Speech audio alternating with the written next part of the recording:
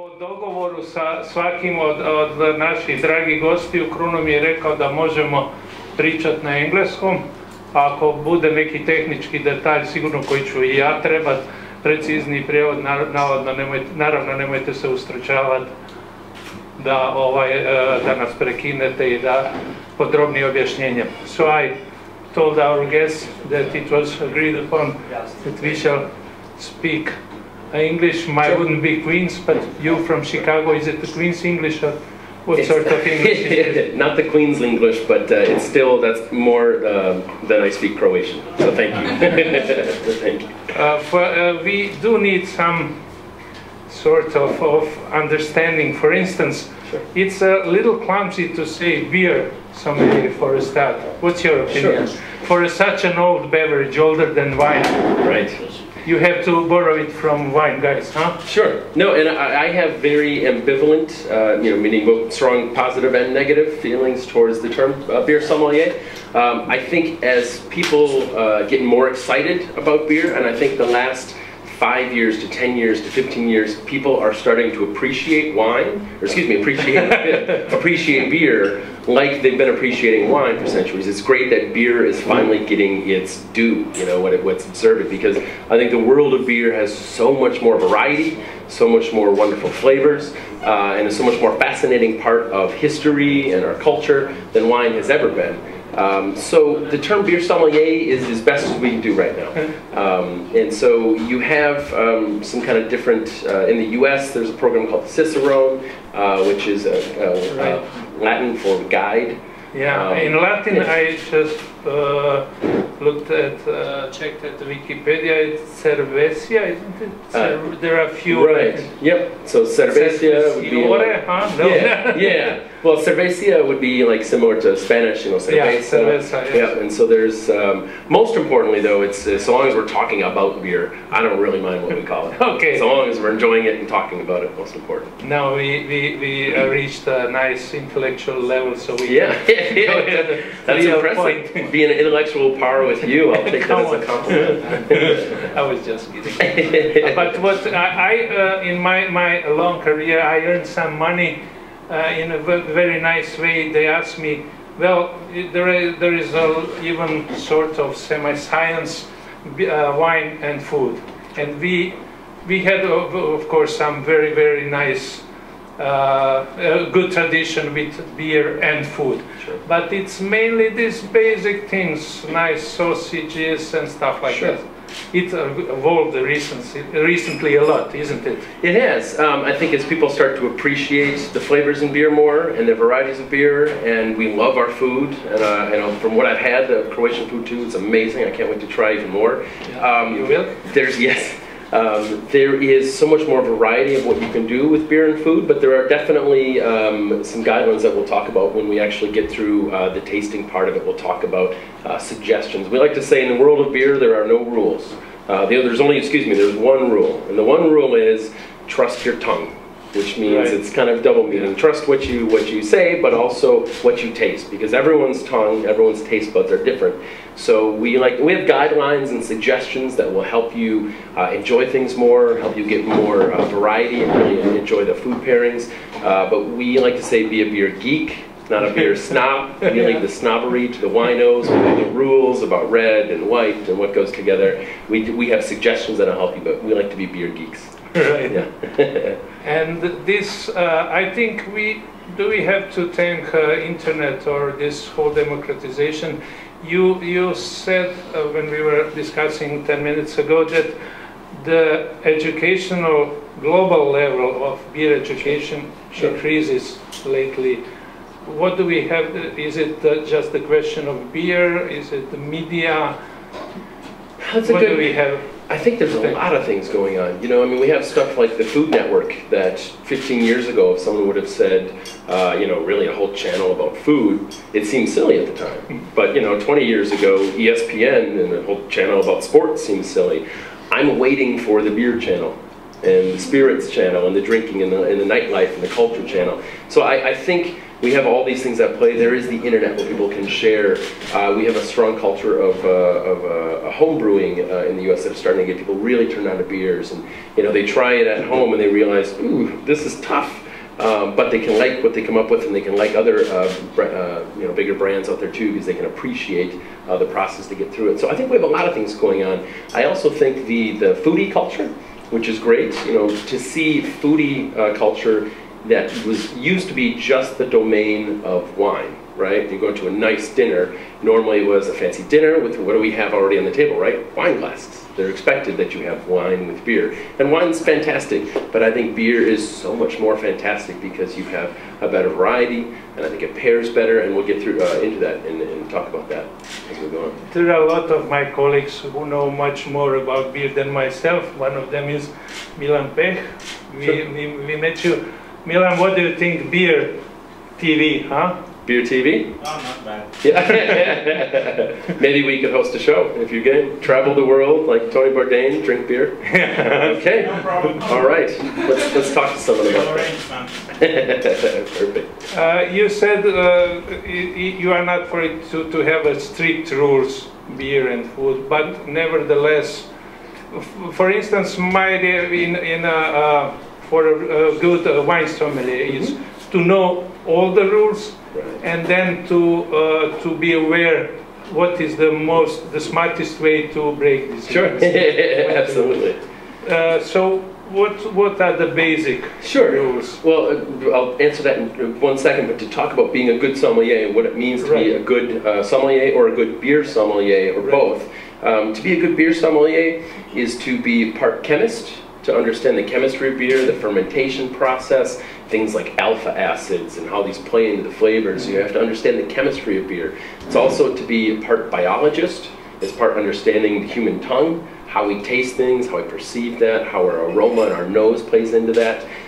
It's also part historian, understanding about beer history and culture, how geography and politics and life has all changed, has both affected beer and how beer has affected our lives in the history. It's amazing how the two are intertwined. Also part storyteller. To be a good beer sommelier or a wine sommelier is to be a good part storyteller. We all have our own drinking stories.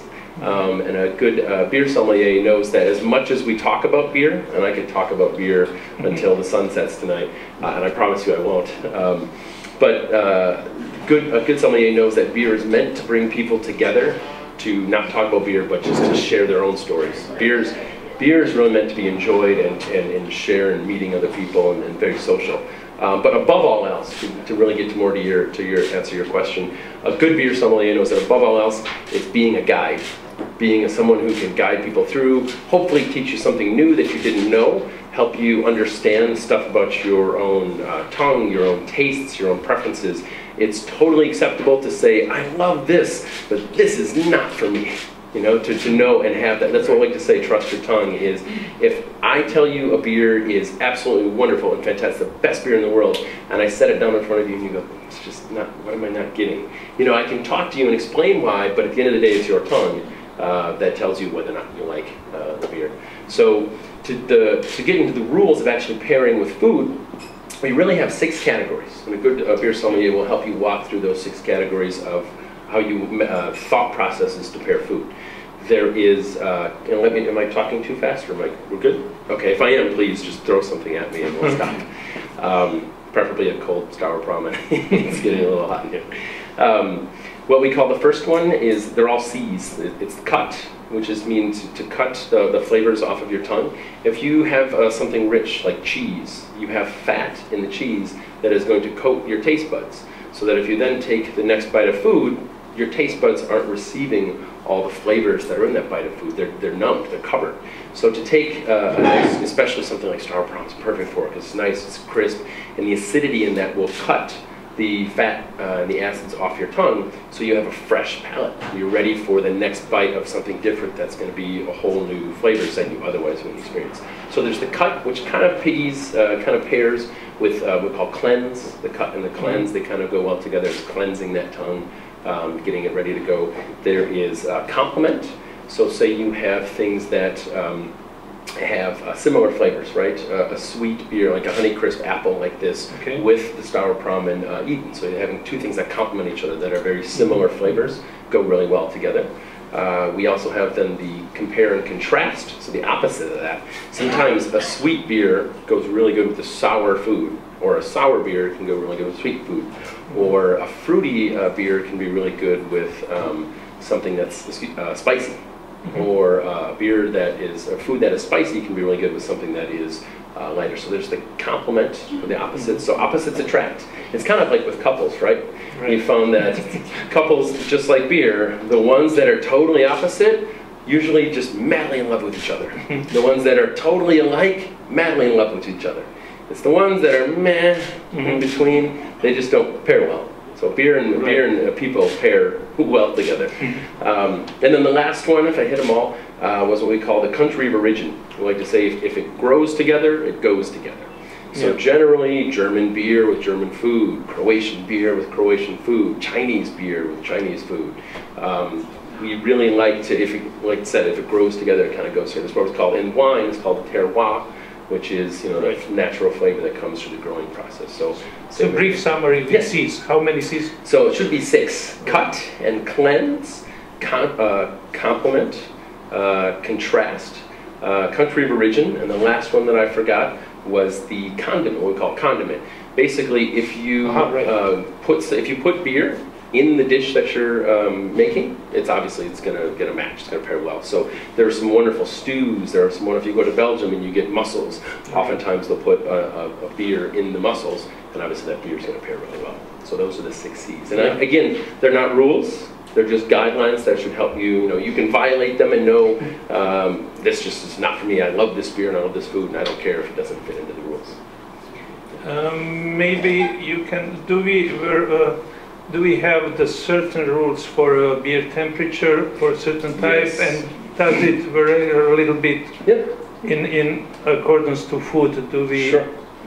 Is there some sort of recommendations? Yeah. No, and actually, I'm glad you say this. I will call a rule, because this is, you have brewers that spend hours and hours with years of training and then hours of producing and time and money to make this wonderful product that they proud of and stand behind. And then if it's not served properly, you're missing out. It's like going to a good bakery and they have this great strain of yeast in the bread, the dough, but then they burn it, or then they undercook it, or they serve it stale. Beer is the same way. Beer is a natural product that should be served. Temperature-wise, it should always be, it depends on the beers. Most of our lagers, most of the stuff we're going to find here in Croatia, and especially what we're going to have today, is perfect between 2 degrees and 4 degrees. So 2 to 4 Celsius. Nice, should be crisp, should be refreshing. As it starts to warm up, you're going to lose some of those flavors. If it's too cold, you're going to hide those flavors, right? You're not going to get to experience them as much. If it's too warm, it's just going to feel flat, sour, stale. So 2 to 4 degrees Celsius for most beers, 3 to 5 sometimes. Then you have some beers called cask ales that can be more like 11 to 12 degrees Celsius.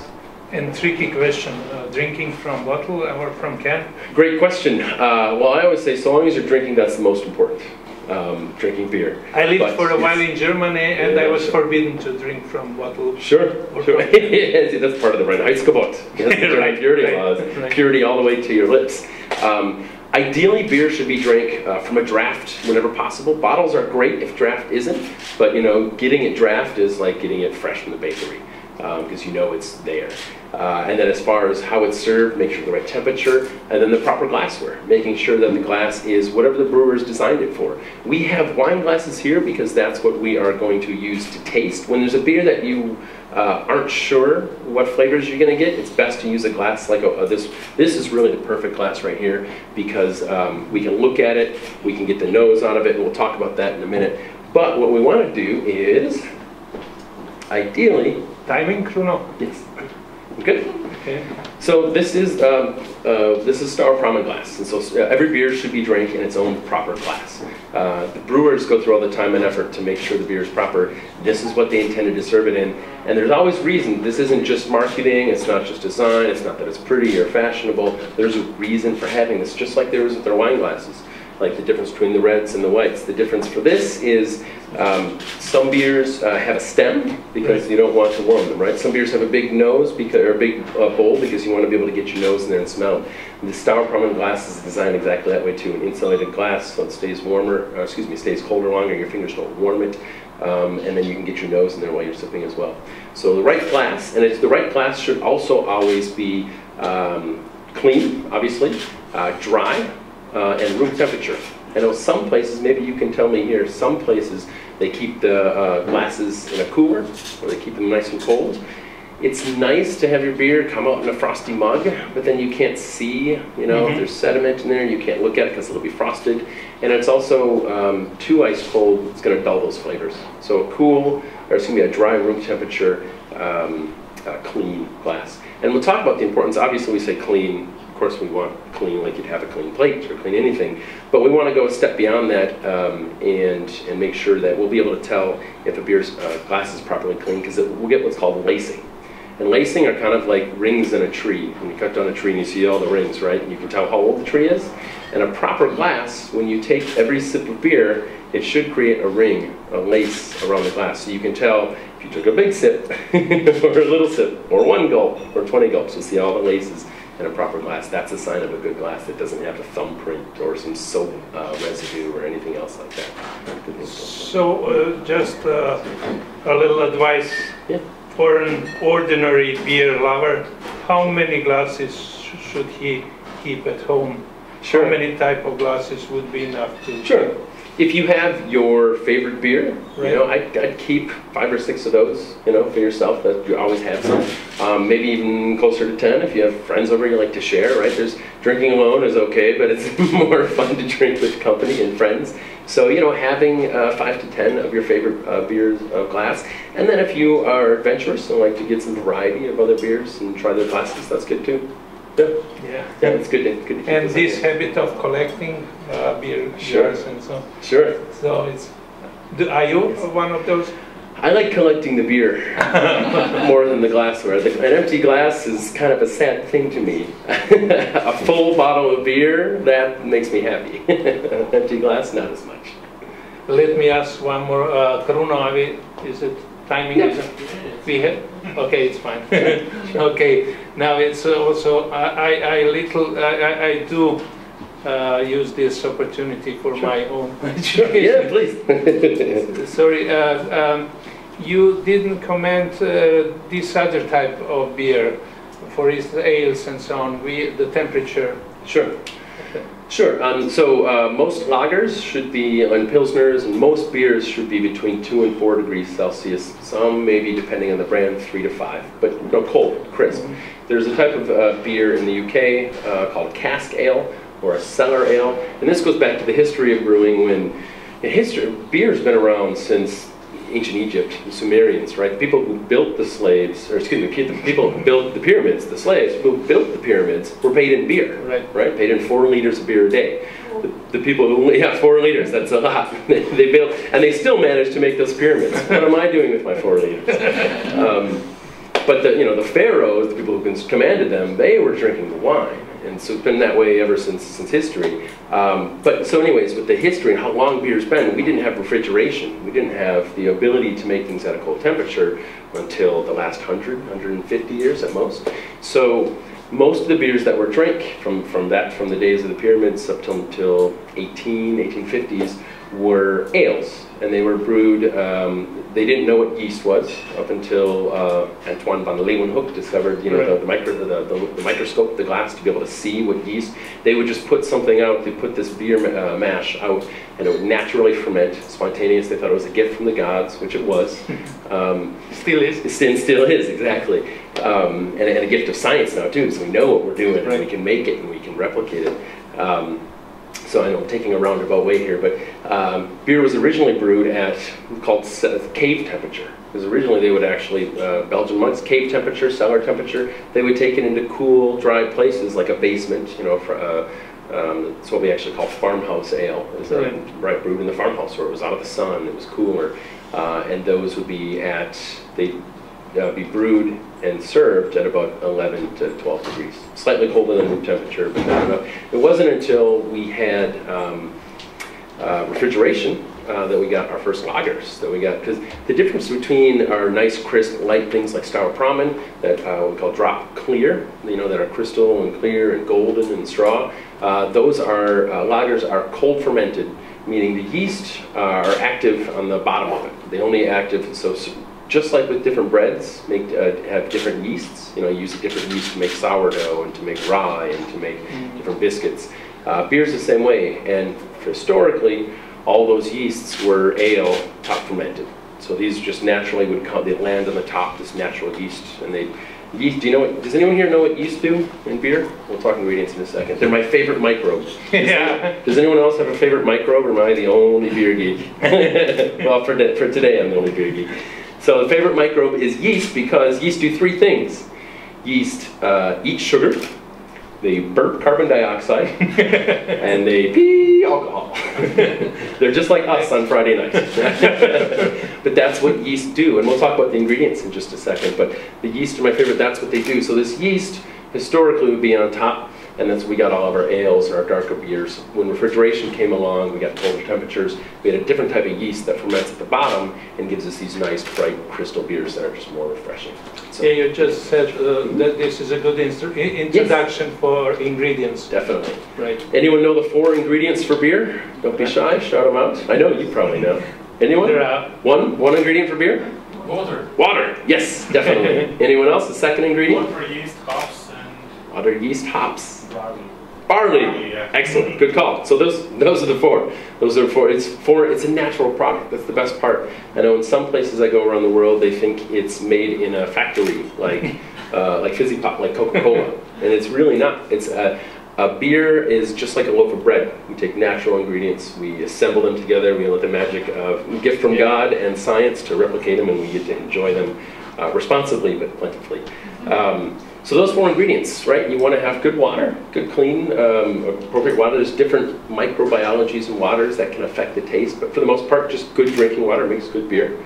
Then you have barley. Does anyone know what barley does in beer? It's spice. No, hops are the spice. Yeah.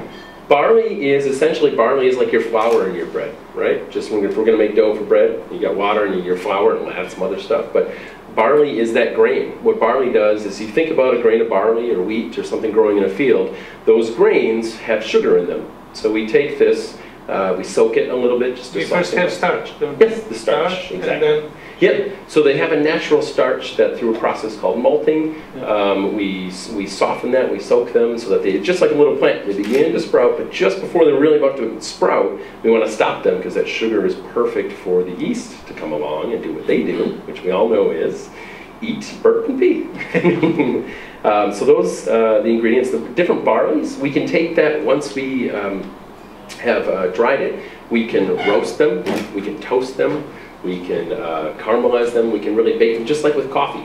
You know, when we get a light roast coffee or a dark roast coffee, they're taking these beans, which a coffee bean, when you first look at it, it's like a kernel of popcorn. And it's not until they roast it and it gets darker and darker and the flavors get richer, and then some of them burn off. Beers with the barley is the same way. That's where darker beers come from a barley that has been roasted more, baked longer. Yeah. And then we have different yeasts will produce different gases and different flavors. And then hops. Anyone know what hops does? We said hops before. Is for bittering and yep, for bittering. If you didn't have hops, beer would kind of taste like soda pop. You'd have just the sweetness. You wouldn't have any of the bitter to balance. They have the aroma and also to conserve. Yep. And also to conserve. And that's exactly so. In a natural way. Exactly, in a very natural way. Now, hops are a natural preservative, so we don't have to add anything. You know, even though this is a natural product like loaf of bread, we don't have to add anything other than hops to get it to last, to get it to stay, and so it doesn't go stale, so it lasts longer. This is, has anyone here heard the term IPA, an India Pale Ale, or an English Pale Ale? Yeah, nice. Or an American Pale Ale. There's this family of pale ales that had extra hops, especially the IPA. So India Pale Ale is a term that comes from the British Royal Navy when they were colonizing and traveling around to India, all the way from the UK to India. The British sailors, bless them, the Queen paid them partially in beer, which I don't know that they still do that anymore, it's a shame. But in order to get the beer to last the whole way, all the way around Africa to get to India, they added as many hops as would fit in a barrel, and they got so that it would preserve, so that it wouldn't go stale.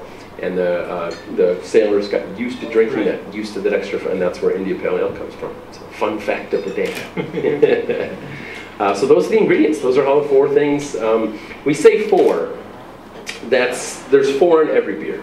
You can vary a couple of those. You can use all barley, although a lot of beers will use mostly barley, and then switch it up and throw in some wheat, or throw in some will use especially in Germany and German, France, Yep, yeah. Weissbier. Weissbier, exactly. So half a Weissbier, right? Half a means yeast, and Weiss means wheat. So that's the distinguishing characteristics of those beers. And you can also, if you get to Belgium, is known a lot for its lambics. Frambois, what they were. Germany had for centuries was called the Reinheitsgebot, which is in my horrible English my favorite way to say Reinheitsgebot. And that was German purity law. And it came down to, this is when we talk about history and politics and how beer affects one and the other. There was a wheat shortage throughout Germany for years. And Germany didn't want its wheat going to make beer instead of bread. They wanted people to be fed before they'd been drinking. So they made a law that said beer has to be these ingredients and not have wheat, not have anything, just have barley. So they could preserve that wheat, so they could feed the people and not have a famine, not have people starve. Belgium has never had that, so they've been able to just throw all kinds of crazy stuff in their beer. Yeah, so it's interesting.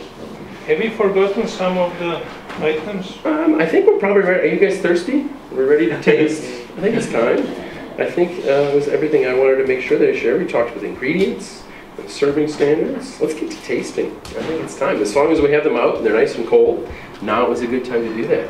Could we get a setup up here for us too? It's so much easier to talk about it when we're actually enjoying it too. All right. So before we actually get to the tasting of the beer, I want to talk to you guys about our tongue. I said before being I said before being a beer sommelier is part being a biologist, understanding the tongue. Does anyone know what the 4 or 5 tastes of the tongue can perceive? Sweet, sour, bitter, salt. And this Japanese one. Yes, the umami.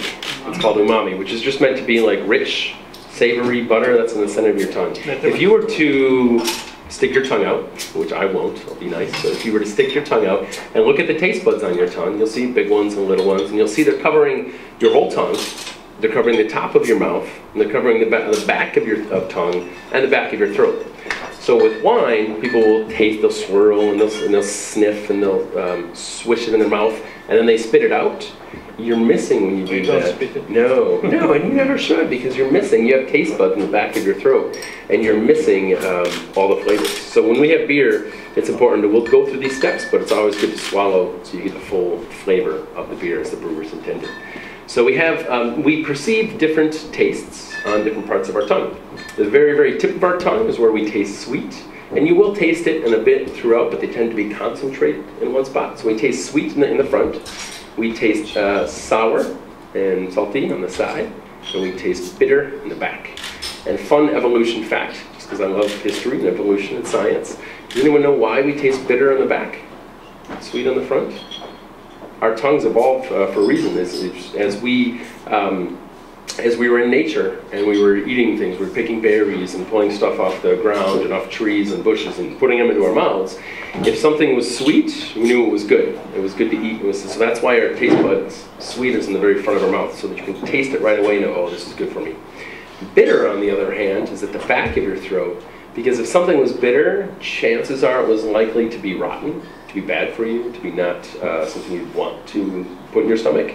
Or even poisonous. Or poisonous, exactly. That it could make you sick, could possibly kill you. So bitter is in the back of your tongue because it's the closest to your gag reflex. So now, I mean, we enjoy some bitterness of beer, we enjoy that stuff, but that's why our taste buds are that way. So it would make you spit out, fully spit out, everything that would possibly be bad for you. So that's what our tongue looks like. I also want to talk about, I want to see if we have any super tasters in the room. So you should have bananas and apples in front of you. If someone would at each take a banana, I'll do this for the two of us, and peel it By the way, I just found a fun way to peel bananas. Everyone peels them like this. Right. If you do it from the bottom, Right. you don't have to worry about, this is, I just found this out like a couple weeks ago and I'm so excited. If you peel it from the bottom, you look a little funny, but this is how monkeys eat bananas. They don't peel their monkeys bananas like this, and so do I. So what we'll do is, open it up and cut off a section that is an inch or two. And just so everyone can get a bite or two. I'll give this to you, sir. Thank you. Sure. Hey, Yep. we from Bosnia. We Sure. Yes. Yeah, absolutely. All right. Now, if you've got it in front of you, and you can do either the banana or the apple, or both if you like. They're both available there for you. If you have the apple, it's maybe a little tougher to cut, but I do like the sweetness of apples, can be really good. So what I want you to do is pinch your nose. Pinch your nose so that your smell isn't working. and I'm going to talk for a second so you don't have to hold it this whole time.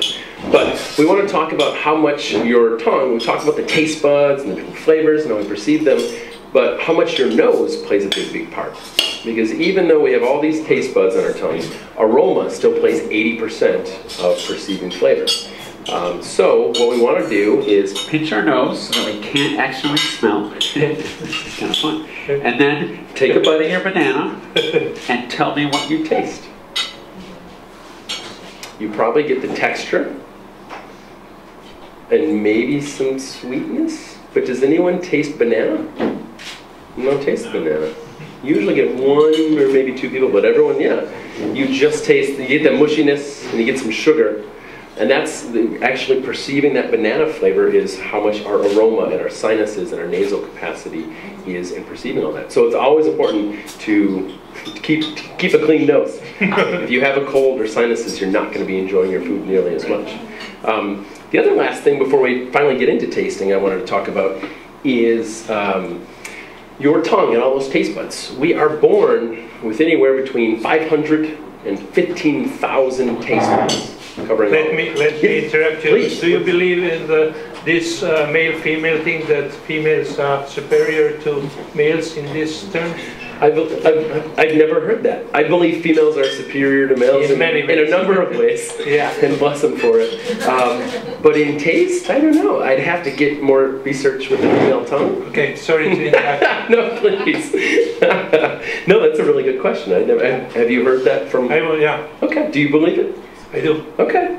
Because I met a lot of sommeliers and they could, the taste they could observe much more than I do. Yeah, you know, actually I have heard a little about this. It makes me think of it now. It's been years. But I think part of that may be likely true. I think the other part is women historically are more communicative and good at describing, good at talking. Guys, we mostly don't talk as much. So when it comes to being a sommelier or beer sommelier, I think they can be really good at not only tasting but explaining more than men are. It's probably both of them. Ah, yeah, it's a good point. Yeah, it's a thought. So, so the tongue. So we are born with 500 to 15,000 taste buds on our tongue, and it's not up to you. You're just born with them. You may have a little, you may have a lot, but they die out as we get older. Just like your hearing, starts all those receptors of the same thing with your tongue. So that's why little kids tend to be very picky eaters. They get Brussels sprouts and onions and stuff they don't like, and green vegetables, because they're tasting all this bitterness and all these things that our taste buds have already kind of received. Too aggressive for them. It's too aggressive. And that's also why older people sometimes like blender food, because the heat and other stuff may be lost on them. Part of doing the banana test was to see if we have what's called super tasters, which are people who have between 10,000 and 15,000, generally can still perceive that banana or whatnot. So it's always interesting to meet sommeliers or the food critics who, you're born with what you're born with, make what you make, make what the good Lord gave you, but it's always interesting to hear about that. Let's get to the tasting. So we are, if you grab your wine glass, your white wine glass, and we are going to start with the Staropramen Classic. And let's talk about pouring. So this is going to be a little different. Like we said before, normally we would serve it in the proper glass like the brewers intended. But if we're going to be tasting it, we're going to be really discussing the flavors we're not as aware of. What we want to do is pour at an angle. We want to make sure holding the stem from the bottom. We want to get a nice bit of foam on this one. Like a lot of foam, more than you would normally see. So if you do that, the reason is, as soon as you got that, go ahead and grab the spoon if you would. What we want to do is taste the foam. Go ahead and take a spoonful of foam. Get a lot of foam, and if you didn't get enough foam, go ahead and pour straight and heavy. Get a little more foam. What do you taste in the foam? This is the first time I'm eating beer. Bitterness, nice, elegant, very elegant bitterness. Perfect. And there's a reason for that. The reason you taste the bitterness in the foam is that's where the hops are most aerated. That's where the hops get most of their flavor, is in the foam of the beer. So if you ever get a beer that has, looks flat or has no head, you're missing out on the aroma of those hops, the bitterness of that hops.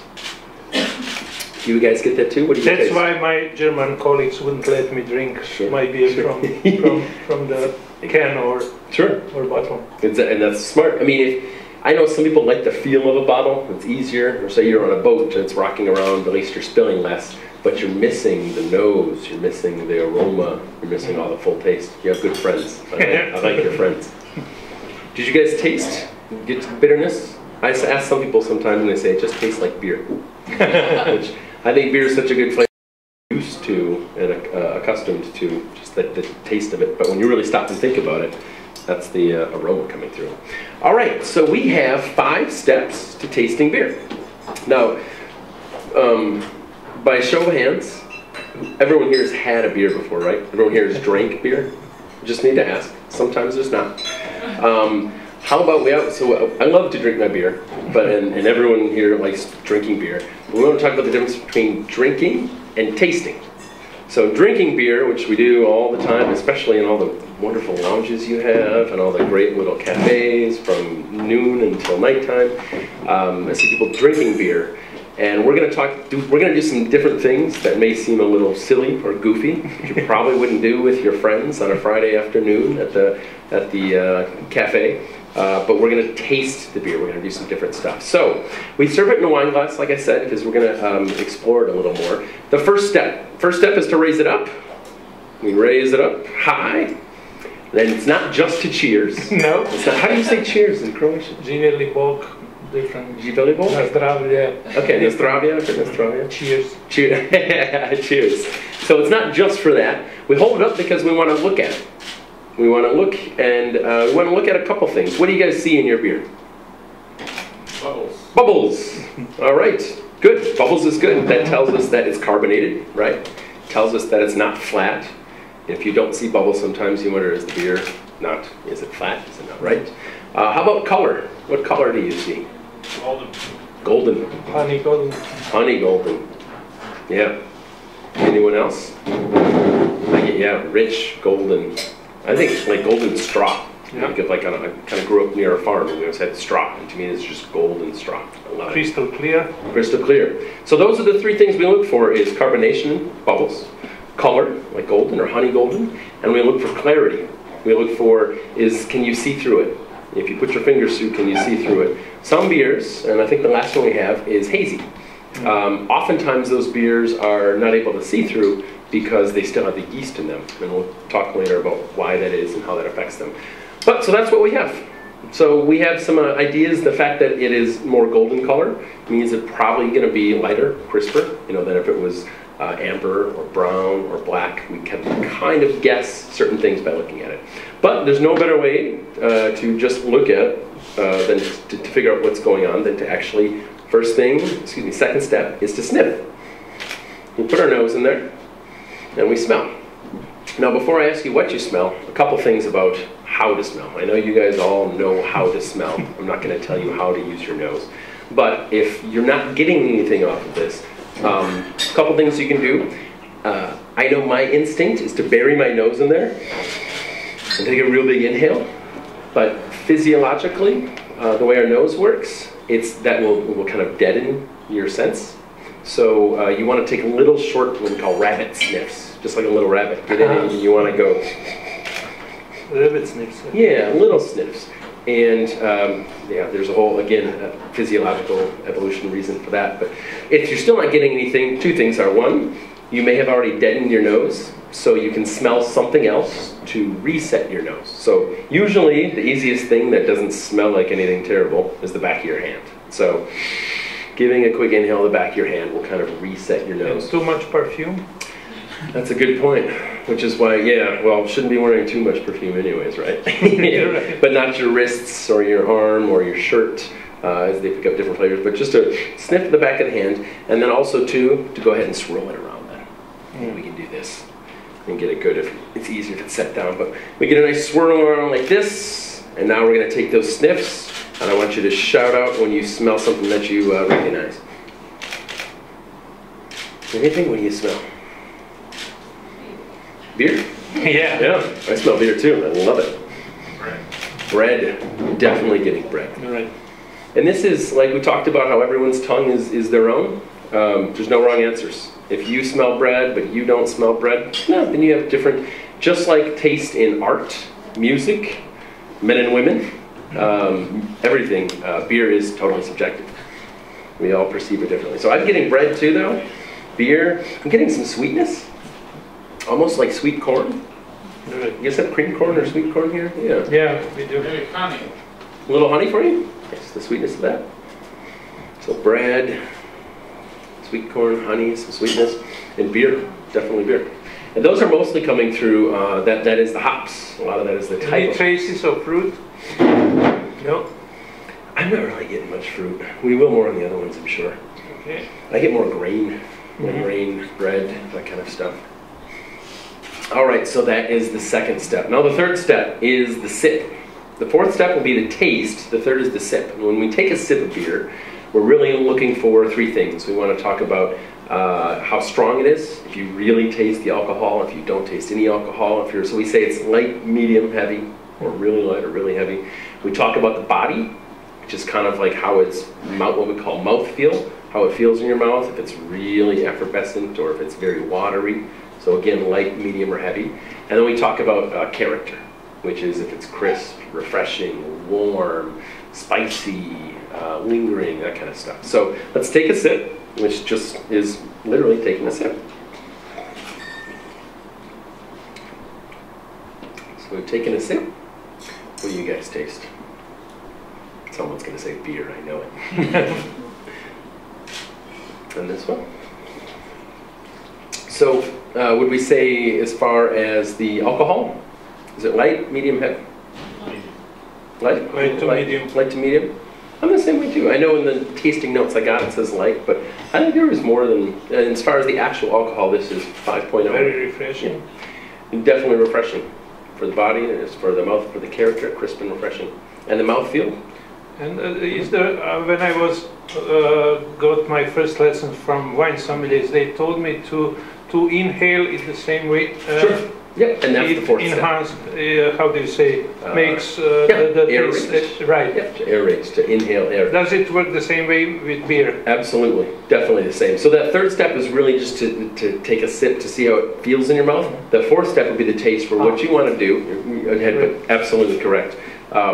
We want to do something that we would probably never do in a bar because your friends would look at you silly.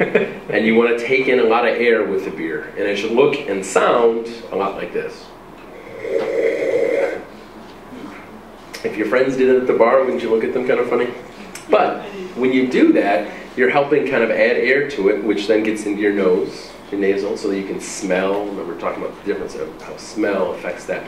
So go ahead, everyone, after we raise our glass, let's slurp. Let's make some noise. I want to hear it. Don't you taste a lot more than when you just put it in your mouth? You really get it in your nose, you get the full, more roundness, kind of more going on there. It's different, yeah. So the term is slurping. Yes, slurp, yeah.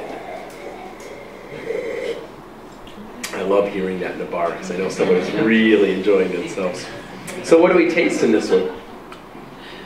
Is it real similar? Some beers, their nose, their sniff, and the taste will be exactly the same. Some of them will be wildly different. That's the amazing with the different ingredients, with those four main ingredients, different kinds of them can produce such wildly different flavors. At any rate, it's more intense. It is. Yeah. Yep, I agree. I get bread too. I get grain. I get kind of just a body, the corn, a little sweetness. Do you taste any honey or any sweetness on this? Ever said honey before? Not as much. That was just in the aroma. All right. So that's the fourth step, and then the fifth step. Fifth step is what we call the aftertaste, or the finish, or the linger. And that is, I like to do the fourth step again, and really think about how does it leave your mouth. Do you still taste it 10 seconds, 20 seconds, a minute later? Are you still tasting it? Has it gotten richer? Has it gotten stronger? Has it gotten better or worse? So let's all take another sip. Sorry to make you guys drink so much beer in the middle of a work day.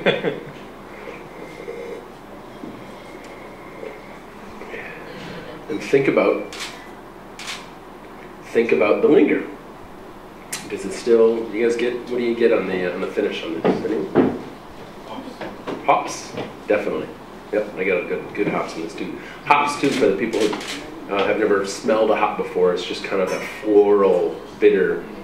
Yeah. Fun fact about hops. Does anyone know what hops are related to in the plant kingdom? To marijuana. Cannabis. They are, absolutely. They look similar, not that I've ever seen marijuana. The leaves look similar. The buds, yeah, the fly. And hippies, some hippies, again in Germany, they used to swap hop for marijuana. Yeah, sure. They were satisfied. Sure. I didn't taste it. Right, sure. Milan, have you tasted? No. No. Come on, admit. I'm tasting here. Yeah, exactly. Yeah, I think they grow similarly in similar regions, but also that flavor, that floralness. If you get a really, really hoppy beer, some people can say, it smells like my first year at university. And so what is that? And that's the hops, which are very, very distant cousin of cannabis. Which is also, too, hops have a slightly sedative quality. Right. So hops can be, if you're pregnant, and maybe you shouldn't or don't want to take any drugs or pills, but you can't sleep, you can get hops and put them with hot water and make a hop tea that will, it's a natural sleep help and sedative. So all these wonderful things going on in beer that we just normally, when it's cold, it's wet, it's got bubbles, so all these things going on. So that is the first Staropramen. Let's move on to the second one. We have, the second one is Staropramen selection. All right, so again, we're going to pour, we're going to get a bit of foam and a bit of head. One question. Yes, sir. Should we maybe drink a little water?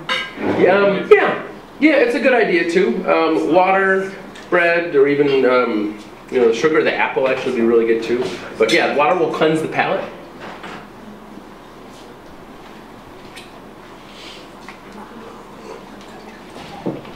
All right, let's taste. Let's taste the foam. I really like this beer. Has anyone ever had? Has anyone here not had Staropramen classic or selection before? Is this new to anybody? First timers? Yeah, a couple first timers. Good. So when you go to a cafe with your friends and you get this, you can walk them through all the tasting your foam, slurping your beer. You're tasting it. I love that this is your first time eating beer. That makes me, that's like, I'm going to put that on my CV. I get to eat beer. It really has a character. It does, doesn't it? Yeah. Very hoppy. The floral, the bitterness really comes through on this one a little more so. A little sweetness even. Love it. All right, so the first step, we hold it up. And tell me anything you see. No wrong answers. Anybody? Ilsa, say it again. Anyone? Goes a little to brass. Yep. Copper. Yeah, brass. Thank you. I was saying like really honey color or caramel color. I think brass and coppers. That's perfect. I was looking for the best word to describe it. I think that's it. Yeah, you guys get that kind of caramel brass. It's more amber, copper. Amber, right? Yep. And again, that color is going to come from the grain has been toasted a little bit more. So the grain is just the source of sugar for the yeast to eat, right? What happens when you take sugar and you heat it, you toast it? Anyone? What happens to the flavor? What does it make? It becomes brown. It becomes brown, Caramel. and you get caramel. So that's what caramel is, right? It's just cooked sugar. And if you cook it even longer, what do you get? You get toffee. Right. And then you get molasses. And then you get burnt sugar. And you get this really, until it's just crisp and carbonate. It's very addicted to humans, you probably know. Yes, very much, very much. With sugar, we are. So those flavors, when just by looking at this, we can guess this is probably going to be a little more sweet, a little more caramelly.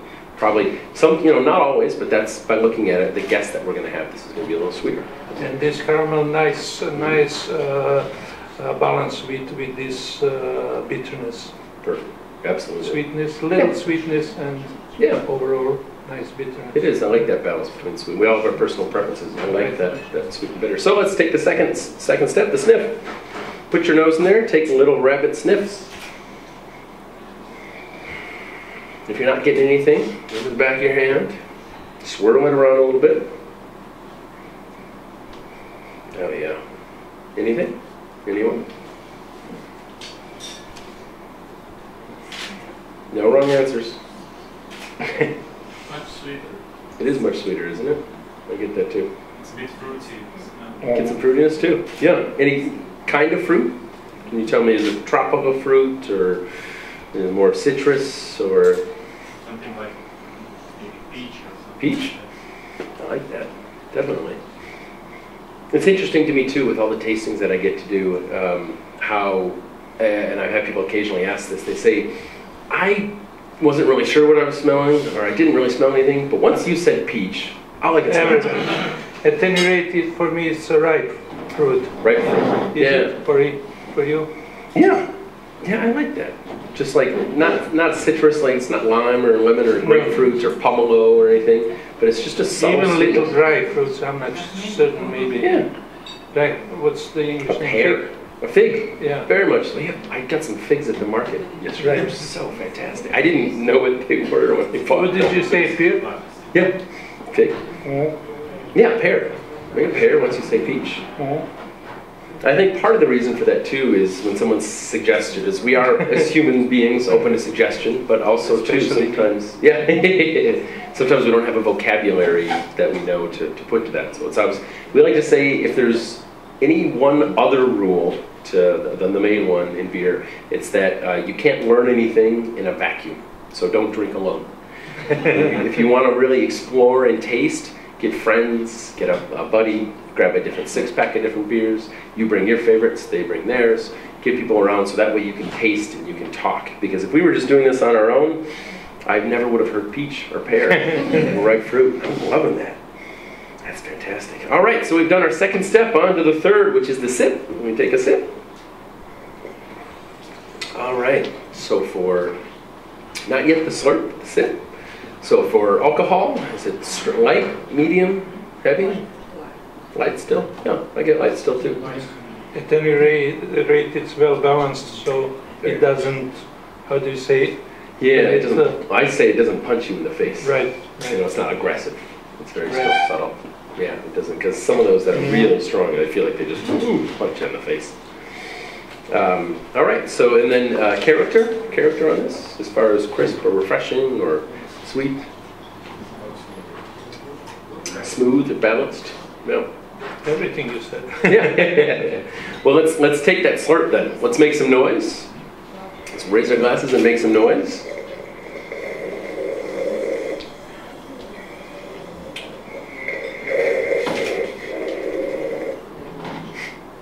I'll do it as long as I can. I'll do more. All right, what are you guys tasting then?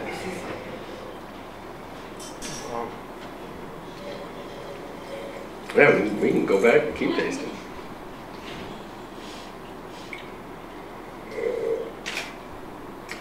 I'm still getting good. It's like a dessert beer. Yeah, nice. The more sweet, the kind of like toffee, caramelly. It is Like kind of. cookies.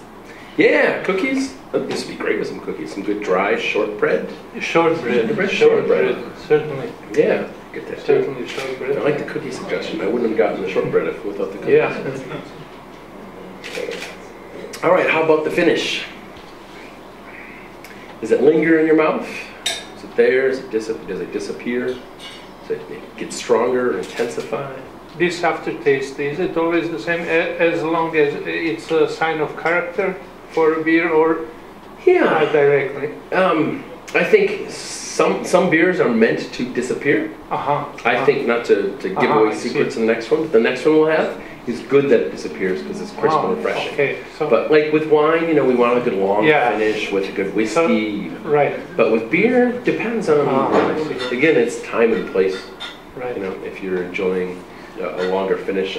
I like a good longer finish, but sometimes if it's a hot summer day, right, and you're still tasting your beer a minute later, that can be too much for me. All right, shall we move on to the last one? To the Eden. I love the name of this one. Love the name. When I found out it was apples and Eden, it made me so happy. Should we have? No problem. Thank you. Cheers. For you. Yeah. All right.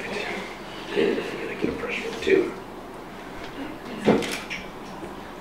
All right. And again, we'll taste the foam. Pour it heavy with some foam. Love that. The sound is nice. Yes, yeah.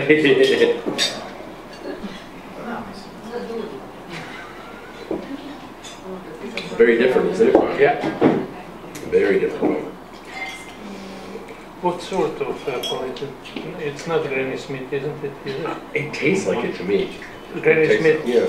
I would say Granny Smith or Honeycrisp, but it does taste very much like Granny Smith, which I love. They're my favorite type of apples. No wonder it's most popular sort worldwide. Yeah. So what do you guys taste in the foam? Apple. Beer. We still got a beer. And apples. And a little, how do you say, citrus? Yeah. Some other kind of citrus, some little lemony sweetness almost, or grapefruit. Right. All right, let's get to the look. We hold them up and we can cheers. Yeah. So this one is a little hazier, right? And that's not from, there are some glasses, some beers that are hazy because the yeast is left in. You get your Hefeweiss, those ones that are really cloudy. This isn't from that. I think this is because it's a mix with cider. So cider is just going to have a little more sediment in it. So it's a little hazy. But as far as color, what do you guys say for color? It's a nice pale. Yeah. Kind of like a pale hay. Yeah. Yeah, I like to go to the farm references sometimes because straw, hay, flax, blonde, very nice. All right, and carbonated too. We got some bubbles in there, which is good. All right, let's take our sniff. What do you smell? Should jump out at you. Yes, we agreed it would be Granny Smith. What do you get? Pineapple. Nice. So we got and a little banana. Yeah. The banana, pineapple, Granny Smith apples. It's not Granny Smith in the smell. No. No. What do you think? It's more like Ida Red or Ida Red. Yeah, in the smell. Okay. Either way, I can smell this all day. Oh, it's just the sweetness of apple. All right, let's get to the sip. Let's get to the sip. I'll just sit by it. You get so used to that. Yeah. Absolutely don't want to. Or maybe So the sip. Golden Delicious. Golden Delicious? Yeah. Yep. They're similar. I like that. There is nothing on declaration concerning type sort of. Maybe no. Tina? No, I don't know that there is in the bottle. Just apple. So what do we get on the sip for body? Is it light, medium, heavy? Definitely light, right? And character, crisp, refreshing. Yeah, very. So part of the reason this is light but not empty, not at all. Yeah. This is a style of beer that is similar to Radler, or kind of Radlers, is that known here? Which has to do with the Tour de France and with bikers and cyclists. Yeah. So this light, it's only 2.5% alcohol, So it's still a good alcoholic drink, but it's light, crisp, refreshing. Let's get to that slurp. Let's slurp. Right. Let's make some noise.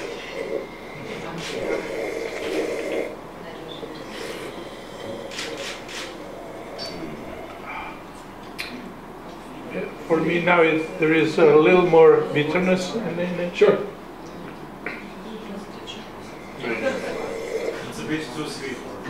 It's too sweet for you? Sure. Yeah. And this is, again, it's everyone has their different palates. I think for me, for how hot it is today, this is my favorite of the three for today. If it was 8 o'clock tonight and I'm having dinner, I would probably go with the selection. This is there's a time and place. There's this wonderful thing about beers, there's no right or wrong answers. If it's too sweet for you, yeah, then. And this, again, sex-wise, is it more female or male? So, I mean, for this, it's, I mean, women tend to like sweeter things, which is why, you know, guys like you and I do so well, because we're so sweet. But this is why, I mean, a beer like this has a lot of women drink it because even if they don't drink beer, I don't know, is that a thing here in Croatia? I know back home, a lot of women say, oh, I don't drink beer. I'll drink vodka or I'll drink wine, but I don't drink beer. And then they try, and it's probably because they haven't had a beer that they like yet. And when they get to try something like this, it's like, oh, this is beer? You know, all I taste is apples with some bubbles. It's sweet. I have to admit, I was very conservative in this way. Otherwise, I'm very, very curious guy, but I was, come on, it's not beer. It's not beer. How long when did this trend start? So I mean, this is this kind of particular thing really in just the last couple of years. I think 2010 or 11, you said, was when Eden first came out, and the trend of European thing. Yeah, it is very European. In the U.S., we have cider has been growing a lot, but that's mostly a takeoff on UK as cider. But this kind of 2 to 2.5% alcohol, light, crisp apple. Did it catch up in the States, this trend? Not. We're going just crazy for ciders, but not as much as the kind of more of the Rattler style stuff. But I hope so, because I think these are great. You know, you get apple versions and lemon versions and grapefruit versions. And yeah, I think this is for a summer day is perfect. Because I think the nice thing about something like this is you can enjoy one and not get sleepy from the hops, right? Or not get too much. I could have 2 of these with lunch and still not be tired or not feel like I can't go for a bike ride or a nice long walk. And food-wise, it's obvious, I don't know, with Apfelstrudel, it's obvious, but something else, something more? Yeah, no, I'm glad you asked, because I was thinking about that as I got to taste this for the first time earlier today, and I think like an apple crumble, an apple strudel, apple pie is kind of the obvious one, but I think something like this too would be interesting with the spicier dish. Maybe blue cheese, no? Yeah, blue cheese would be interesting. It would help cut some of the richness of the cheese, but I think, I don't know, the sweetness and that kind of, What was your idea? I interrupted you. No, I just think this would be interesting with, like, actually the sweet and sour Chinese chicken. Do you guys get sweet and sour? Very good. Wouldn't this be perfect? Very good. Because you get the sweetness balanced with the sour. Excellent. Yeah, I think that would be fantastic. I love Chinese food is all over the world is like the same, which is wonderful. Well, that's all I have. Do you guys have any questions, comments, concerns? Did you? Yes. I don't know which kind of cider is inside this, but this Somersby cider is quite widespread. Sure. Worldwide, I would say. But I don't think that's an actual cider. It just seems like an alcoholic drink with the taste of an apple. And the real cider has, it should look like a bit darker and a bit more like a fresh squeezed apple. Depends on the cider. I really think I've had ciders too that are more like kind of golden straw hay, and some that are really light and even actually lighter than this. Some are not even sparkling.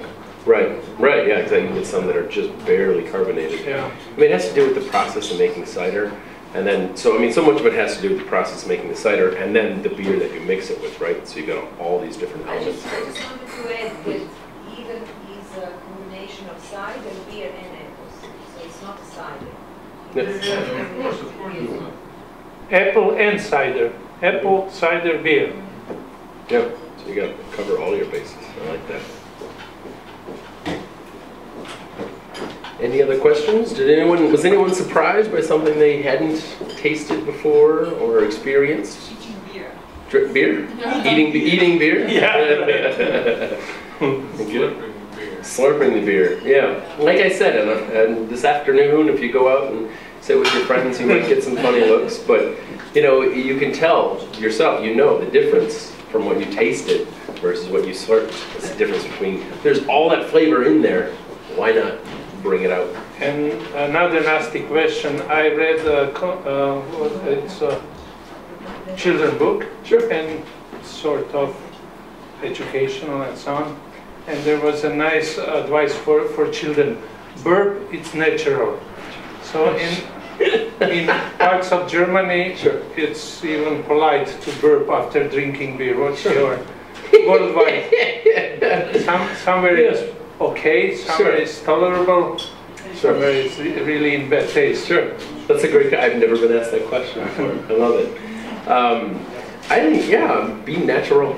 If a beer makes you burp, you know, don't be rude about it and blow it at someone or, you know, make a big noise. But yeah, we burp, that's natural. I mean, beer's is such a natural product that it makes you do natural things. So anything natural can't be wrong, right? Yeah, I like that. That's a good question. Excuse me. What type of beer do you prefer? What's your favorite one? Sure, the one that's in front of me. Okay. I get asked that question all the time, and it's the honest to God, hand to the Lord truth. Like, to me, the best beer is the one that I'm drinking right now, where I wouldn't be. And I know that sounds like a diplomatic answer and everything, but I truly, truly in my heart swear by and believe that there's a time and place for every beer. And there's no such thing as a bad beer. And time and place for this beer? On a hot day like this, I mean, if we were outside, I came by here yesterday to see the place and didn't know there was an inside. I thought we were going to be outside. Oh, that cider beer is going to be really good. So on a hot, I mean, this isn't something I would probably drink in the winter by the fire. I'd want something more of the rich, caramely, wintry, warming. But yeah, I mean, truly, I don't have a favorite beer other than the one that I'm enjoying right now. Time and place for this one? Time and place for the Staropramen Classic. I think that's perfect. That's a perfect dinner beer. If you're going to be eating any kind of food that is, I like this because it goes with, it's so palatable. It goes with so many things. So if I'm having pasta, it works. If I'm having really, really rich food, like I guess you know, veal or smoked ham and that kind of stuff. And company? Perfect with that. What kind of company would you enjoy? Who's ever willing? Wait, that didn't come out right. Who's ever with me? And selection. Yeah, I think, like you said earlier, dessert beer. I want the selection for that's a perfect after dinner, something a little sweet, you know, before the coffee, but maybe with the dessert. I think that works perfect. So I mean, we have a great one with the cider, the eating to drink on its own, one to have with dinner and appetizer. Especially, I think the classic is really, really good with spicy food.